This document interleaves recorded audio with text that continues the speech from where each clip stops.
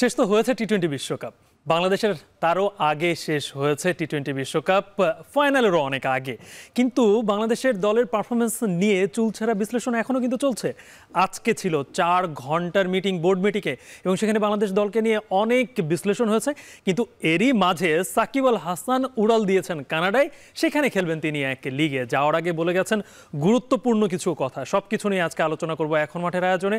সঙ্গে আছে আমি গালিব ইবনে রিয়াজ, আর আমার সঙ্গে আছেন আন্তর্জাতিক ধারাভাষ্যকার শামীম আশরাফ চৌধুরী। আপনাকে স্বাগত জানাচ্ছি আমাদের এখন মাঠের স্টুডিওতে। ধন্যবাদ। শামীম ভাই, শেষটা দিয়ে শুরু করতে চাই সাকিব আল হাসানকে নিয়ে।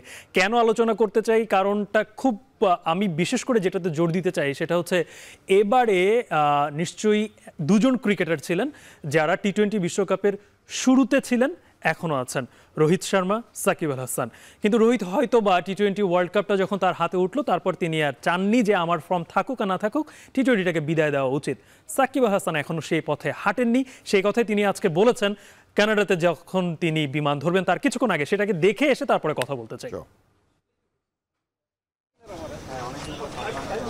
আষাঢ়ের আকাশ বিষণ্ণতায় ভরা ছিল, মেঘে ঢাকা বৃষ্টিতে ছিল পুরো দিন। তবে শেষ বিকেলের আলো হয়ে বিমানবন্দরে এলেন বাংলাদেশের ক্রিকেটের বড় বিজ্ঞাপন সাকিব আল হাসান। সাবেক অধিনায়কের আগমনে গণমাধ্যম কর্মীদের ব্যাপক আগ্রহ। কোথায় উড়াল দিচ্ছেন সাকিব? বুধবার থেকে যে কানাডায় টি-20 ফ্র্যাঞ্চাইজি লিগ মাতাতে যাচ্ছেন মিস্টার 75।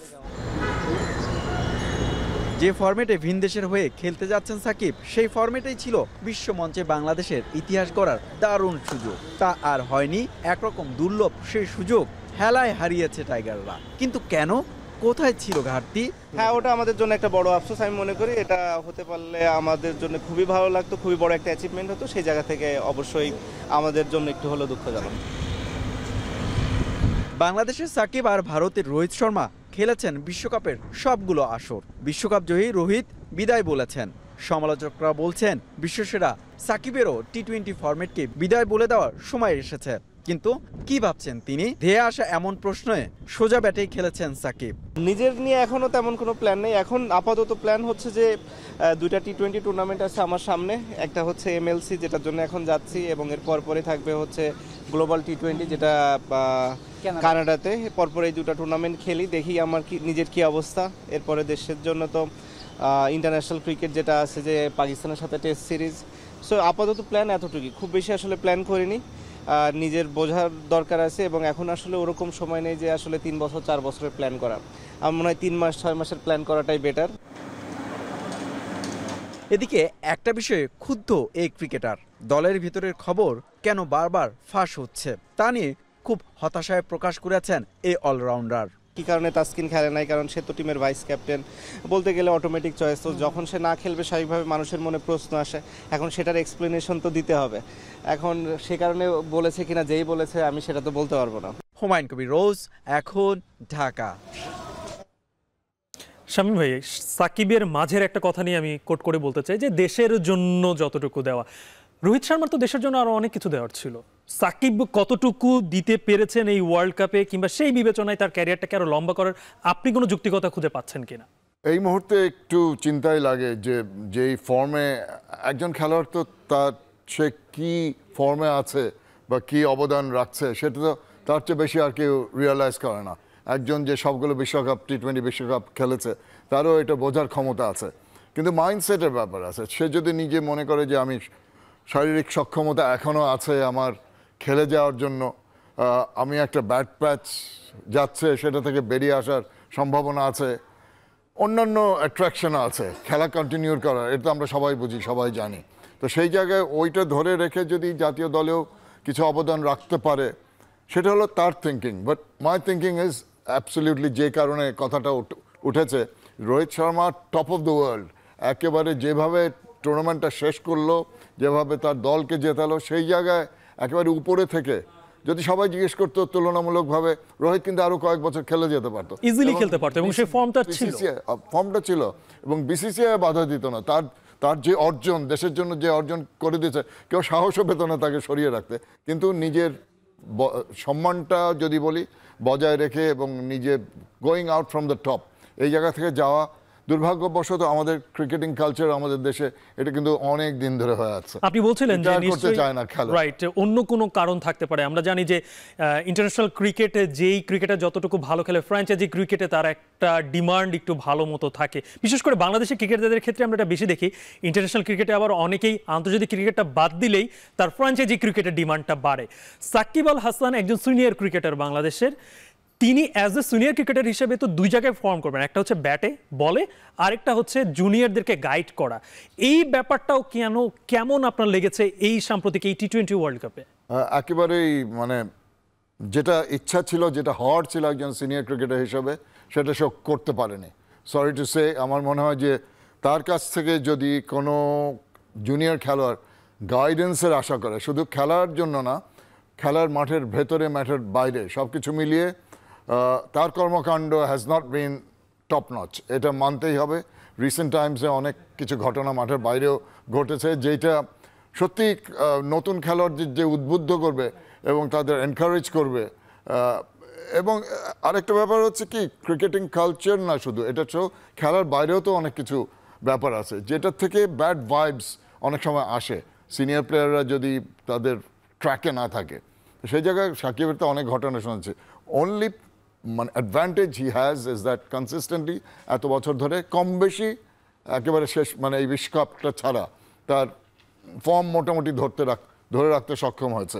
ব্যাটে না পারলে বলে পশিয়ে দিয়েছে, বলে না পারলে ব্যাটে পশিয়ে দিয়েছে। তো সেই জায়গায় কিন্তু এবার পুরোপুরি ব্যর্থ। এবং তারপরেও টু এনকারেজ জুনিয়র্স যেটা করণীয় সেটা আমার মনে হয় সে করছে না। ওই কম্প্যারিজন আসে রোহিত শর্মা, বিরাট কোহলি এদের সঙ্গে, কিন্তু আমার মনে হয় যে দায়িত্বশীল হওয়ার ব্যাপারটা যেটা সবসময় তার কাছ থেকে আমরা পাইনি। ওকে শামীম ভাই, দুটো জিনিসেই আমরা আসলে সাকিবের বিষয়ে আমরা কোনো পজিটিভ কিছু ধারণা পেলাম না, কিন্তু একটা বিষয় কি এখানে কি পাওয়া সম্ভব যে আমরা যখন দেখি যে এরকম একটা ওয়ার্ল্ড কাপে, হ্যাঁ মানলাম আমরা গ্রুপ পর্বে 3টা ম্যাচ জিতেছি, কিভাবে জিতেছি এটাও আমরা জানি, ফ্রম হিম ক্রিকেটাররা দিয়ে পুরো ব্যাটিং লাইন আপ সাজানো সব জায়গায়। সাকিবের মতো সিনিয়র ক্রিকেটাররা যখন প্রেস কনফারেন্সে যখন তাকে কোনো প্রশ্ন করা হয় কিংবা সাংবাদিকরা জানতে চায় যে আসলে ভেতরের ঘটনাটা কি, তখন তারা বারবার জানি না বলে এড়িয়ে যেতে চায়। এই এড়িয়ে যাওয়াটা কি দলে টিকে থাকার জন্য এড়িয়ে যাওয়া? এটা কি মনে হয় আপনার? এটা শুধু সাকিব না, এটা নাজমুল হোসেন শান্তরও, প্রত্যেক ক্রিকেটারের মধ্যে আমরা এটা মোটামুটি দু একজন একটু খোলাসা হয় যাদের খুব বেশি চিন্তার ব্যাপার না। মেইনলি জুনিয়র ক্রিকেটাররা কিন্তু মন খুলে একটু কথা বলে, কিন্তু সিনিয়র ক্রিকেটার ইউর রাইট যে দলে যদি বিসিবি কি বিরক্ত হয়ে যাবে নাকি কোনো স্টেটমেন্ট দিলে, দে আর আফটার অল এমপ্লয়িজ, তারা প্রফেশনালি তাদের পেমেন্ট করছে বিসিবি। তো সব দিক থেকে একটু ডিপ্লোম্যাটিক ওয়েতে উত্তরগুলো দায় সারাভাবে, ওই যে শাক দিয়ে মাছ ঢাকার মতো ধরি মাছ না ছুঁই পানি, সবসময় এই উত্তরগুলো কেন যেন এই ধরনের উত্তর আসে। এবং দিস ইজ নট রাইট। আমি শুধু একটা তুলনা করি, সিকান্দার রাজা যখন এসেছিল আমাদের এই ট্যুরে, লাস্ট ট্যুরে, প্রথম 2টা ম্যাচ খারাপভাবে হেরে গেল, তখন সেকেন্ড ম্যাচ থেকেই সে আমার পোস্ট ম্যাচে বলা শুরু করলো যে আমার দায়িত্ব নেওয়া উচিত, আমি সিনিয়র মোস্ট খেলোয়াড়, আমি ভালো খেলতে পারছি না, এই জন্য আমার দলও ভালো খেলতে পারছে না, যেদিন আমি ভালো খেলবো সেদিন আমার দল ভালো খেলবে। এবং পরবর্তী 3টা ম্যাচে কিন্তু 2টা কাছাকাছি রেজাল্ট ছিল, লাস্টটা তো জয়লাভ করলো।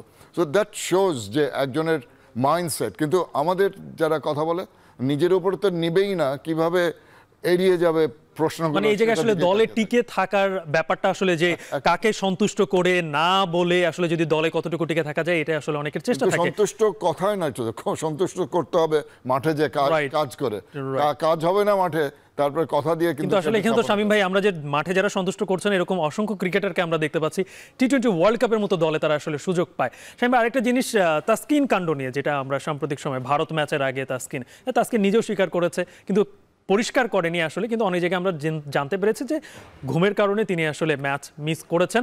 টসের জাজ 5 থেকে 10 মিনিট আগে তিনি মাঠে এসে উপস্থিত হয়েছেন, এটা নিয়েও সাকিব কথা বলেছে এবং সেখানে স্পষ্ট বলেছে যে টিম বাস কারোর জন্য অপেক্ষা করবে না। এটা নিয়ে যদি ছোট্ট করে যদি বলেন যে আসলে ঘটনাটা কি ঘটে আসলে এই সময়টায়, যে একজন ক্রিকেটারকে টিম বাসে তোলার দায়িত্বটা, কিংবা এটা কি আসলে এইভাবেই হয়, তিনি আবার সহকারী অধিনায়ক, দায়িত্বটা খেলোয়াড়ের উপর।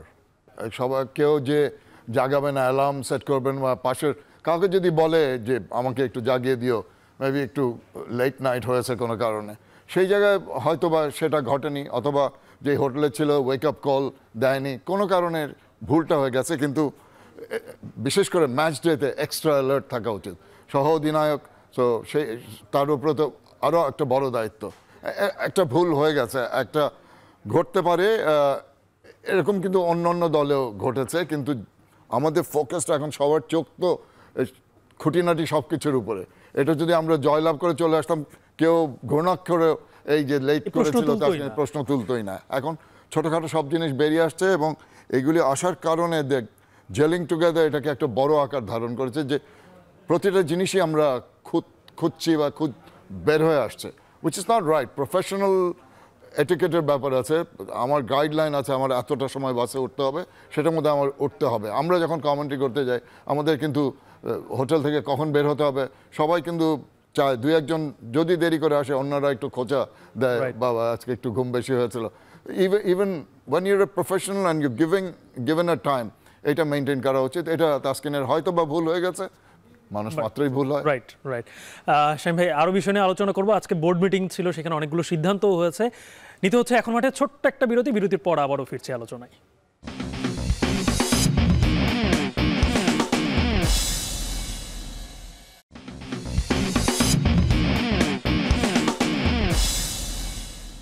বিরতির পর আবারও ফিরে এলাম। এখন মাঠের আয়োজনে কথা বলছিলাম শামীম আশরাফ চৌধুরী ভাইয়ের সাথে। শামীম আশরাফ চৌধুরী ভাই, একটা বিষয় নিয়ে আমরা যেটা আসলে কনসার্ন, সেটা হচ্ছে যে বারবার টি-20 ওয়ার্ল্ড কাপ শেষ হয়, ওয়ানডে ওয়ার্ল্ড কাপ শেষ হয়, নেক্সট ওয়ার্ল্ড কাপ বলে এখন একটা চারপাশে একটা আমরা কথার একটা মানে আভাস পাই এবং এই কথাই চলতেছে। এই জায়গাটায় আসলে পরিকল্পনাটা কি থাকে, কিংবা যেই ওয়ার্ল্ড কাপে আমরা খারাপ খেললাম সেটাকে আসলে কিভাবে দেখা হচ্ছে, সেগুলো নিয়ে কিন্তু আজকে একটা বোর্ড মিটিং ছিল, 4 ঘন্টার মিটিং হয়েছে। কি আলোচনা হয়েছে একটু দেখে এসে তারপরে কথা বলতে চাই। বিশ্বকাপের পর ক্রিকেট বোর্ডের জরুরি সভা, উপস্থিত বিসিবির সভাপতি সহ বেশ কয়েকজন প্রভাবশালী পরিচালকও। দুপুর 3টার মিটিং গিয়ে শুরু হয় বিকেল 4টায়।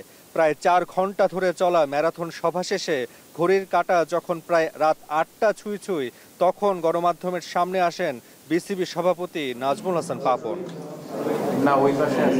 আলোচনার কেন্দ্রে তখন বিশ্বকাপে টাইগারদের পারফরম্যান্স। সেখানে বিসিবি বস জানালেন নিজের মিশ্র প্রতিক্রিয়ার কথা। তাছাড়া দলে থাকা সিনিয়র ক্রিকেটারদের দায়িত্ববোধ নিয়েও প্রশ্ন তোলেন ক্রিকেট বোর্ড প্রধান। আর সুপার 8-এ আফগানিস্তানের বিপক্ষে সেমিফাইনালের সমীকরণ না মেলানোর অনিচ্ছার ব্যাপারটি নিয়ে ক্রিকেটারদের সমালোচনা করেন বিসিবি প্রধান। রিশাদের খেলা, তৌহিদ হৃদয়, ইভেন তানজিম সাকিব, এদের খেলা আমাদের চোখে পড়েছে, এদের খেলা দেখে আমাদের ভালো লেগেছে। তো সেদিক দিয়ে বলতে গেলে ওরা যে ভালো খেলেছে সেই এক্সপেকটেশন আমি করি নাই, কিন্তু করেছে সেই জন্য ভালো লেগেছে। সাকিব আল হাসান, মাহমুদুল্লাহ রিয়াদ, ওদের কাছ থেকে যে এক্সপেকটেশনটা ছিল, আর ওরা তো আর সব ম্যাচ ভালো খেলবে না, কিন্তু কিছু ম্যাচ ওরা আমাদেরকে যেরকমভাবে আমরা ওদের কাছে এক্সপেক্ট করেছিলাম সেই ধরনের এক্সপেকটেশন এটা আমরা হয়নি। আলোচিত কোচ চন্ডিকা হাথুরু সিংহের মেয়াদ শেষ হবে আসছে বছর ফেব্রুয়ারিতে। তাকে নিয়ে বিসিবির পরিকল্পনা কি সেটাও পরিষ্কার করে না বললেও হাথুরুর বিদায়ের ইঙ্গিত ছিল বোর্ড প্রধানের কথায়। কোচিং প্যানেল নিয়ে আপনাদেরকে এইটুকু বলতে পারি, আমরা যেটা বলেছি মোশতাক ওর সাথে আমরা we are ready to extend, এই সিদ্ধান্তটা হয়ে গেছে। অন দি আদার হ্যান্ড আমরা আবার কিছু কিছু নতুন অপশনও খুঁজছি। হাথুরু সিং এর সাথে আমাদের বোধহয় ফেব্রুয়ারি পর্যন্ত আছে। 2023 ওয়ানডে বিশ্বকাপের পরও হতশ্রী পারফরমেন্স নিয়ে কোনো ব্যাখ্যা পাওয়া যায়নি ক্রিকেট বোর্ডের পক্ষ থেকে। নামমাত্র তদন্ত কমিটি করেও পাওয়া যায়নি সেই রিপোর্ট। এবারও যুক্তরাষ্ট্র ও ওয়েস্ট ইন্ডিজে যে হতাশার গল্প রচনা করলো শান্তরা, তার উত্তর কি মিলবে নাকি থেকে যাবে অজানাই? নাফি, এখন, ঢাকা। শামীম ভাই, হতাশার গল্পটা শুধুমাত্র মনে হয় আমাদের কাছে, বোর্ডের কাছে এখনো সন্তুষ্টির ঢেকুর, কারণ 3টা ম্যাচ জিতেছে, বোর্ডের জায়গায় সন্তুষ্ট। যদিও সভাপতির কণ্ঠে একটু মিশ্র প্রতিক্রিয়াই ছিল। এরকম পারফরমেন্সের পরে, এই ধরনের বোর্ড মিটিংয়ের পরে, তারপরে তিনি যা যা বললেন, এটা কি আমরা কি সন্তুষ্ট হতে পারি? সন্তুষ্ট হওয়ার কোনো কারণ নাই, কিন্তু একটা জিনিস আমার কাছে অন্তত একটু ভালো লেগেছে, বোর্ড সভাপতি বলেছে যে হতাশাজনক। গতকাল পর্যন্ত আমরা শুনেছিলাম যে বোর্ড ইজ ভেরি হ্যাপি, যে পারফরমেন্স হয়েছে, সুপার 8-এ উঠেছে, বিশাল একটা অর্জন হয়েছে। It's not that. ঠেলা ধাক্কা দিয়ে কোনো মতে উঠে এসে তারপর যে ধরনের খেলা খেলেছে, ইটস নট অ্যাকসেপ্টেবল। এত দূর এসে কিন্তু অনেক কিছু সাহসী খেলার কথা বলা হচ্ছিল যাওয়ার আগে, ফিয়ারলেস ক্রিকেট। কোথায় ফিয়ারলেস ক্রিকেট? যেখানে 12.1 ওভারে একটা সুযোগ, মানে outside chance, once in a blue moon এই ধরনের একটা সুযোগ একটা দলের জন্য আসে বিশ্বকাপে, সেই সুযোগটা সদ্ব্যবহার করার সাহসটা আমরা দেখাতে পারিনি। 3 ওভার পরে অধিনায়ক বলে দিয়েছে, 3 ওভার পরে আমরা হাল ছেড়ে দিয়েছে। হেরে গেলেও তো কেউ কিছু বলতো না, ও ম্যাচে যদি চেষ্টাটা থাকতো, এই চেষ্টাটা করার সাহসিকতাও দেখাতে পারেনি। ইন্ডিয়ার সঙ্গে টসে জয়লাভ করে ব্যাট করার সাহস দেখাতে পারেনি, সেই ম্যাচটাও হেরে গেছে। সাহস তো দূরের কথা, এবং পরের ম্যাচটা তো আফগানিস্তান হেরেই গেল শেষ পর্যন্ত। সব কিছু মিলিয়ে আরেকটা ব্যাপার যে ওই যে বোর্ড অ্যাসেস করা আফটার দ্য টুর্নামেন্ট যে কী করবে, আমার প্রশ্ন সবসময় থাকে, আমি বোর্ডে শুনছে তারা পছন্দ করতেও পারে এই কথা, নাও করতে পারে, কিন্তু the coaches should come back home, come back to যেখানে তারা কাজ করছে। তারা ইমিডিয়েটলি যার যার মতো যার যার দেশে ছুটিতে চলে গেল, এসে তুমি বুঝিয়ে দিয়ে যাও, বোর্ডের সঙ্গে আলাপ করো। এটাই তাদের কাছে মনে হয় নরমাল এরকম একটা। হ্যাঁ, ইটস বিকাম এ নর্ম। এই প্র্যাকটিসটা থেকে দূরে সরতে হবে। কোচদের এত কোটি কোটি টাকা দিয়ে কোচ আনা হচ্ছে, তাদের দায়বদ্ধতা আছে, তো তাদের কাছে জিজ্ঞাসা করে তো আমাদের দল কেন, তোমাদের মতে কেন এই এই এই অবস্থা হয়েছে, সেটা এক্সপ্লেইন করে যাও। তোমার ছুটিতে যেতে তো কারো মানা নাই, বাট 3-4 দিন এখানে থেকে যাও।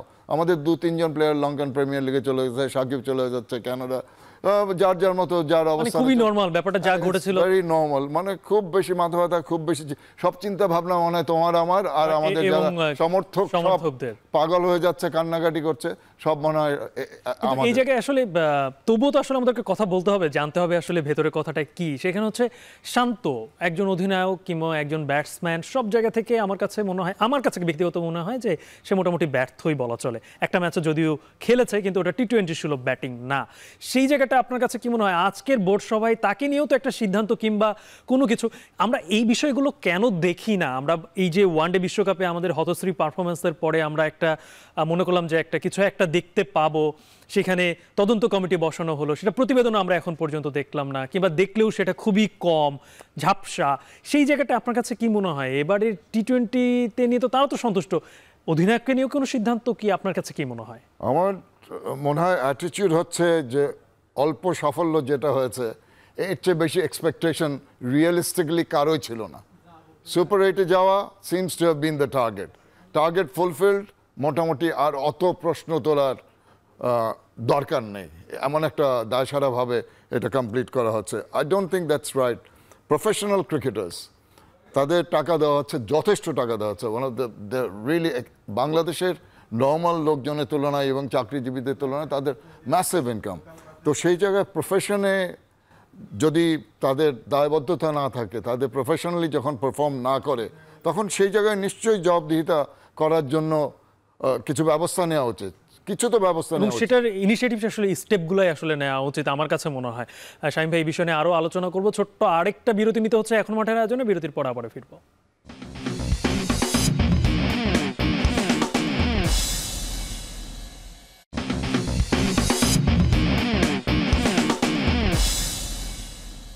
বিরতির পর আবারও ফিরে এলাম এখন মাঠের আয়োজনে। শামীম ভাই, যে বিষয়টা নিয়ে আলোচনা করছিলাম, যে হাথুরুস সিংকে নিয়েও একটা কথা তিনি বলেছেন যে ফেব্রুয়ারি পর্যন্ত, যদিও ওটা স্পষ্ট কোনো কিছু না, ফেব্রুয়ারি পর্যন্ত ওনার মেয়াদ আছে। কিন্তু আপনার কাছে কি মনে হয় যে আমি ফেব্রুয়ারি পর্যন্ত একজন হেড কোচ, হ্যাঁ চুক্তিতে রয়েছে, কিন্তু চুক্তিটাও বা এরকম কেন হবে? আমি কেন বুঝবো না যে আমার এই সময়টায় আসলে একটা টুর্নামেন্ট শেষ হবে, তারপরে আসলে তাকে রাখার প্রয়োজন আছে কি না আছে? এখন পর্যন্ত ফেব্রুয়ারি পর্যন্ত আসতে আরও 8 মাস। এই 8টা মাস আসলে ক্রিকেটে সে কতটুকু দিবে, কতটুকু তার কন্ট্রিবিউশন কিংবা ডেডিকেশন কত থাকবে, সেটা নিয়ে আপনার কাছে কি মনে হয়? কন্ট্রিবিউশন তো আমরা দেখতে পাচ্ছি কি ঘটনা ঘটেছে। তার contribution at one time, last time, initially definitely ছিল একটা পর্যায়ে অতিক্রম করার ক্ষেত্রে হাথুরুস সিংয়ের ডেফিনেটলি। ওই সময় আমরা অনেকগুলো হোম সিরিজ জিতেছি বড় বড় দলের সাথে। এক্স্যাক্টলি। তো সেই জায়গায় সববারই সেটা হবে। এবার কেন যেন রিঅ্যাপয়েন্টমেন্ট দেওয়ার সময় অনেক দ্বিধাদ্বন্দ্ব ছিল, অনেক আলাপ আলোচনা হয়েছে। শেষ পর্যন্ত কী কারণ আমি জানি না, মানে হি ওয়াজ ব্রট ব্যাক। শ্রীলঙ্কান একটা কানেকশন আমাদের সঙ্গে সবসময় আছে, উইচ ইজ ভেরি গুড। যে শ্রীলঙ্কান ক্রিকেট আর আমাদের ক্রিকেটে অনেক সাপোর্ট আসছে বিভিন্ন লেভেলে। ইভেন গতকাল নবীদ নওয়াজ আবার আন্ডার-19-এর কোচ হিসেবে নিয়োগ হয়েছে, উইচ ইজ ফাইন। কিন্তু যেই লোকটা হয়তোবা যাবার সময় দলের মধ্যে বিভক্তি সৃষ্টি করে গেছে। যেভাবে তার বিদায়টা হয়েছিল সেই জায়গায় তাকে আবার ফেরত নিয়ে আসাটা প্রথম অবস্থায় মনে হয় একটু কনফিউজিং ছিল আমার কাছে। তারপরে তার যে ঘটনা ঘটেছে এক একজন গণমাধ্যমে এটা নিয়ে মিশ্র প্রতিক্রিয়া ছিল। মিশ্র প্রতিক্রিয়া সবারই আলাদা আলাদা মত আছে। আমাদের মত বিরোধ থাকতে পারে বা বিভিন্ন মত থাকতে পারে, কিন্তু বেসিক কিছু কিছু জিনিস তো সবাই একমত হবে, যেগুলি একেবারে চাক্ষুষ প্রমাণ আছে। এক একজন খেলোয়াড়কে অনেকবার সুযোগ দেওয়া, যে পারফর্ম করছে না তাকে টেনে টেনে অনেক দূর নিয়ে। এই ওয়ার্ল্ড কাপেও দেখেছে যাকে নিয়ে তার অনেক বেশি কথা সরকারকেও আমরা দেখেছি, সেটা বলছিলাম। তো অনেক কিছু ঘাটতি আছে তার কোচিং মেথডের মধ্যে, এবং নতুন কোচরা যখন আসে তাদের সঙ্গে ইন্টারাকশন কি, সে বলা হয় যে তাকে ইজ লাইক মানে স্ট্রিক্ট বস, মানে তার কথা ছাড়া আর কেউ হবে না। যদি অন্যান্য কোচদের নর্মাল কোচিং মেথডসে সে ইন্টারফেয়ার করে, যার যার দায়িত্ব পালন করতে বাধা সৃষ্টি করে, সেটা করেছে কিনা আমি জানি না। আমি ধরে নিচ্ছি যে এইসব জিনিসও হতে পারে। তো সেই জায়গা থেকেও কিন্তু একটা চিন্তা ভাবনা করার ব্যাপার ছিল যে তাকে নিয়েও কন্টিনিউ করার ব্যাপার। এখন board feels that they are comfortable মনে হচ্ছে, নাহলে তো কন্টিনিউ করার কোনো কারণ ছিল না। বাট এখন তো অপেক্ষা করতে হবে যে নতুন কি নিয়ে আসে চন্দ্রিকা হাথুরুসিংহে, নতুন ভ্যালু অ্যাডিশন করে। এটা অন্তত বোঝা গেল যে আমরা কমিটমেন্ট যেটা দেই সেটা আমরা অন্তত রাখি। ফেব্রুয়ারি পর্যন্ত সময় আছে, সেটা অবশ্যই উনি ফেব্রুয়ারি পর্যন্ত থাকবে। মাঝে মাঝে যে কোচরা, অ্যালান ডনাল্ডের কথা আমার মনে হচ্ছে, একটা ওয়ার্ল্ড কাপে খারাপ করার কারণে হি ওয়াজ ইনডিরেক্টলি টোল্ড, তারপরে সে নিজের সম্মান রেখেই চলে গেছে। কিন্তু হাথুরুসিংহের ব্যাপার তো অন্য। আমার মনে হয় সে যতদিন থাকতে পারে এখানে তার জন্যই ভালো। শামীম ভাই, আপনাকে অসংখ্য ধন্যবাদ আমাদের সঙ্গে যুক্ত হওয়ার জন্য। আসলে যেটাই ঘটুক না কেন দেশের ক্রিকেটে, দেশের মানুষ তো চাবে যে দেশের ক্রিকেটটা আগাক। বিশ্ব ক্রিকেট যেভাবে এগিয়ে যাচ্ছে, ভারত যেভাবে এগিয়ে গেছে, বাংলাদেশের ধরাছোঁয়ার বাইরে চলে গেছে, ব্যাপারটা অনেক সময় এমনই লাগে। যাই হোক, ক্রিকেটটা অন্তত ক্রিকেটের মতো চলুক, এটাই আমরা সবাই আশা করব। এ ছিল আজকের মতো এখন মাঠের আয়োজনে।